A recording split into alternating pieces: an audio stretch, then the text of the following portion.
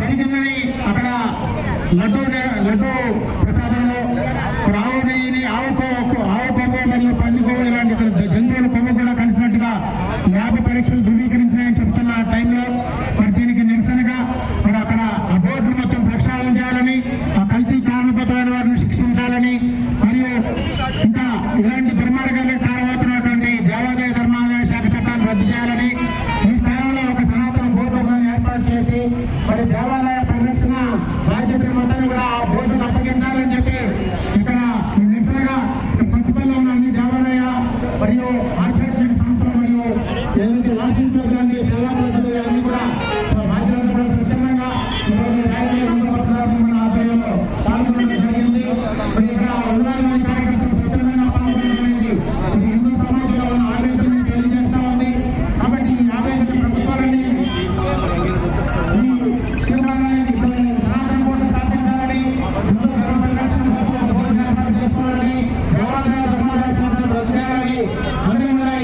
ఈ పేరుకి మా సంఘీభావం తెలియజేయాలని 2 చేతుల పైకి ఒకసారి ఓంకారాన్ని పలకాల్సిందిగా కోరుతున్నాం.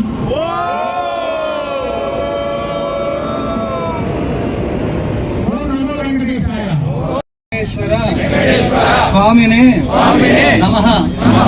తిరుమల తిరుపతి వెంకటేశ్వర స్వామి అవివే